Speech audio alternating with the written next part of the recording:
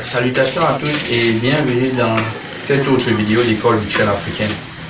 Moi c'est Dassi Kamga David, enseignant en informatique pour le compte de la plateforme école virtuelle africaine. Donc aujourd'hui nous sommes toujours en terminale C2 et nous allons parler des types de réseaux. Nous allons parler des réseaux informatiques, ça c'est la première partie. Donc aujourd'hui nous allons parler des types de réseaux, de l'architecture et de la topologie des réseaux. En grand 1 nous allons parler des types de réseaux, en grand 2 la topologie des réseaux et en grand 3 on va parler de l'architecture des réseaux. Directement après la transition, nous démarrons avec le cours proprement dit.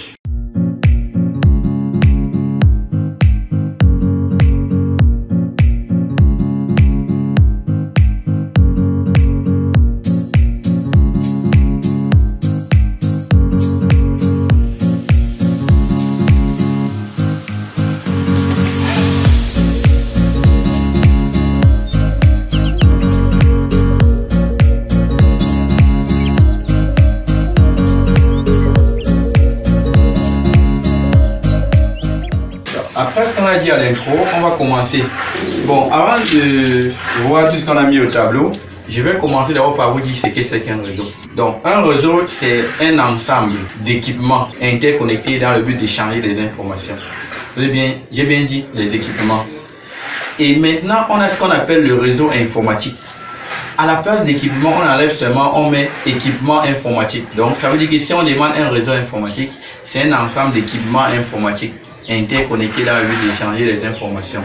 On ne prend pas juste ordinateur parce que dans un réseau, il n'y a pas que des ordinateurs. Il peut y avoir les téléphones, des outils informatiques. Ok, donc, comme notre cours l'indique, on doit parler au premier point des types de réseaux. Et pour classifier les réseaux ici, on doit prendre deux critères.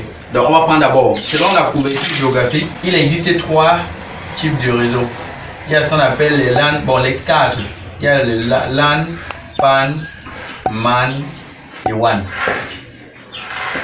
Je pense que tout le monde connaît la signification. Local Area Network.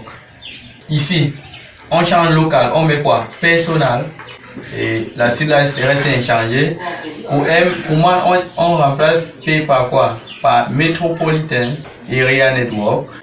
Ainsi de suite. Avec le WAN, on remplace par Wide Area Network. Donc, voilà, selon la couverture géographique, on a les LAN, WAN, MAN, PAN. Donc, je pense on peut continuer. Donc, après la couverture géographique, bon, et un mot par rapport au LAN. Le LAN, généralement, c'est un réseau personnel. Donc, ça veut dire que c'est l'espace géographique couvert est, je peux dire, assimilable à un bâtiment. Tandis que le PAN, c'est pour une personne. Le MAN, ça c'est pour une ville précise. Et le WAN, c'est plus d'une ville. Ça veut dire que si je veux relier deux établissements à Douala, donc de Douala et de Bafoussam par exemple, je vais utiliser un WAN. Parce que vous voyez que ça sort déjà de la ville. Maintenant, si je veux par exemple relier deux établissements, par exemple de Douala, je vais utiliser un MAN, puisque le MAN cale dans la ville. Et le PAN c'est pour une personne, le LAN c'est pour un bâtiment. Donc, et il faut aussi savoir que quand on prend plusieurs LAN, on obtient un MAN. Et lorsqu'on prend plusieurs MAN, on obtient un WAN. Donc voilà ce qu'il faut connaître selon la couverture géographique. C'est-à-dire ce sont les types de réseaux selon la couverture géographique. Maintenant, on peut distinguer maintenant les types de réseaux selon la nature des liaisons. Ça veut dire quoi? On a ce qu'on appelle les réseaux filaires. Donc les réseaux filaires et les réseaux non filaires. Ça veut dire quoi concrètement? Généralement, les réseaux filaires sont les réseaux dans lesquels les ordinateurs sont connectés à l'aide des fils. Par exemple, la salle d'informatique d'une classe, c'est un réseau dans lequel les ordinateurs sont connectés avec les fils. Donc, on appelle ça le réseau filaire. Tandis que les réseaux non filaires sont les réseaux dans lesquels les ordinateurs ne sont pas connectés avec les fils, mais ils sont connectés virtuellement. Ainsi, par exemple, prenons ici par exemple, pour un PAN, généralement le PAN non filaire, c'est par exemple le Bluetooth. Le Bluetooth, c'est un exemple de, on appelle ça maintenant les 8 PAN. Ça veut dire que c'est non filaire, 8 PAN. Et le W qui est là, c'est wireless. Donc, par exemple, le Bluetooth, c'est un exemple de 8 PAN.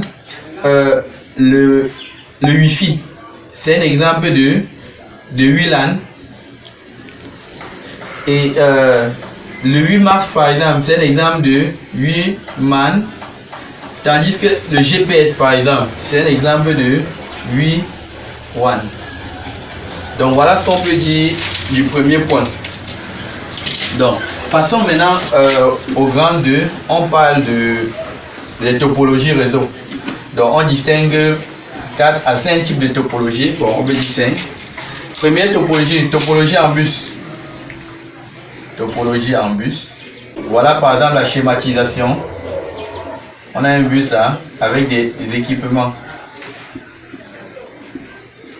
C'est ça qu'on appelle topologie en bus. Maintenant, jamais l'avantage ici c'est quoi? C'est facile à mettre en œuvre. Donc facile à mettre en œuvre et moins coûteux. L'inconvénient c'est que la panne du bus paralyse le réseau. Donc voilà la topologie en bus. Il y a ce qu'on appelle la topologie en étoile. Dans la topologie en étoile. Jamais dans cette topologie, il y a un élément central sur lequel sont connectés les PC dans les ordinateurs. Donc, on connecte les ordinateurs. Ici, le monsieur s'il peut être le hub ou le switch. Ça peut être le hub ou le switch. Maintenant, la différence entre les deux, c'est que lorsque le hub reçoit le message, il envoie à tous les autres ordinateurs du réseau. Tandis que lorsque le switch reçoit un message, il envoie exactement au destinataire approprié. Voilà la topologie en étoile. Et l'avantage, c'est quoi? Ajout facile d'un ordinateur. On peut dire aussi quoi comme avantage? La panne d'un ordinateur ne paralyse pas le réseau. Maintenant, inconvénient, la panne du nœud central fragilise le réseau. Ça détruit même le réseau. C'est même pas que ça fragilise, ça détruit. Donc, continuons avec les autres topologies. On va partir maintenant, parler maintenant de topologie en anneau. Topologie en anneau. Bon, voici la topologie en anneau. Tout se passe exactement comme ça. Donc, ici, les ordinateurs sont connectés directement. Ça veut dire que si le monsieur s'il veut envoyer l'information, ça part dans ce sens-là par exemple. Ça veut dire quoi? Au niveau des avantages, c'est absent, il y a absence de collision. Parce que il y a un seul sens de parcours de l'information. Ça veut dire que tout le monde suit un même sens. Ça veut dire que automatiquement celui-ci aura un retard sur le message qui quitte là. S'il quitte au même moment, le message aura un retard. Donc, l'inconvénient c'est quoi? L'ajout d'un ordinateur paralyse le réseau. Donc, ça veut dire qu'il faut qu'il y ait rupture ici. Et si entre-temps il y a des informations qui arrivent là, ça dérange. Maintenant, la panne aussi d'un ordinateur paralyse le réseau. Dans la mesure où celui-ci peut envoyer un message à celui-là, mais lui il ne peut pas l'envoyer l'information parce que ça va arriver là, l'ordinateur, il n'y aura pas de chemin. Donc, continuons avec la quatrième topologie. Donc, topologie en maille. Donc, voilà par exemple comment fonctionne la topologie en maille. Donc, on a des câbles qui relient tous les ordinateurs. Tous les ordinateurs sont reliés. Maintenant, ici, l'avantage c'est quoi? Communication directe entre les ordinateurs. Donc, ça veut dire qu'il y a le chemin de chaque ordinateur pour arriver à un autre ordinateur est unique. Maintenant, on va prendre quoi maintenant? Inconvénient. Oui, difficile à mettre en œuvre. Parce que quoi? Il y a tellement de câbles. Supposons qu'il y a 100 machines. Il y aura tellement de câbles et tu peux t'embrouiller là. Et on peut dire quoi? Plus coûteux par rapport à la topologie en bus. Parce que là, il y a tellement de câbles à acheter. Par rapport à la topologie en bus où il y a un seul câble sur lequel on fixe tout. Donc, voilà présenter la quatrième topologie. Maintenant, la cinquième topologie, on doit rien dire de concret. On va seulement dire que la topologie en arbre, parce que c'est la cinquième topologie. La topologie en arbre, jamais c'est une combinaison des autres topologies. Donc, ça peut être qu'on a mélangé les topologies en étoile et en bus. Donc, ça veut dire qu'ici, on ne peut rien dire comme caractéristique parce que tu ne peux pas directement déterminer quelles sont les topologies qu'on a mis en jeu. Et au dernier point, on va parler de l'architecture réseau. En réseau, on distingue deux types d'architecture. Il y a ce qu'on appelle l'architecture client-serveur. Et l'architecture égale à égale. Ça veut dire quoi concrètement? Dans l'architecture client-serveur, il y a ce qu'on appelle un serveur, un ordinateur appelé serveur, qui dispose d'énormes ressources. Et maintenant, il y a plusieurs autres ordinateurs appelés clients qui ont besoin de ces ressources, qui initient des requêtes maintenant pour attendre que le serveur leur réponde. Et maintenant, l'avantage de ça, c'est quoi? Généralement, la communication est centralisée. Ça veut dire que lorsque j'ai besoin d'une ressource, je pars directement chez le serveur. Je ne peux pas chercher une ressource chez le client. Parce que le serveur sait tout. Il est un peu comme le dieu du réseau. Tandis que l'architecture égal à égal, généralement, ça fonctionne comment? Dans l'architecture égal à égal, tout ordinateur peut se comporter en même temps comme client et en même temps comme un serveur. Ça veut dire que celui-ci envoie une information et l'autre peut lui envoyer aussi. Quand il a une information, alors là, il est le serveur. Il envoie au client. Et lorsque ce dernier a une information, il est le serveur et l'autre devient le client. C'est vraiment dit égal à égal. Bon, et enfin, je vais faire une notez bien parce que j'ai oublié ça dans le titre.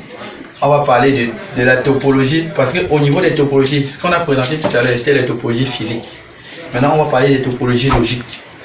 En réseau, il existe plusieurs topologies logiques et généralement la topologie logique désigne la façon avec laquelle les informations circulent dans le réseau. Maintenant, on peut distinguer par exemple la topologie Apple Talk. C'est exemple de topologie logique. Talk, Token Ring,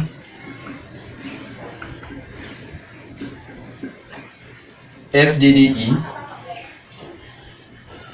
qui signifie Fiber Data Distribution Interface.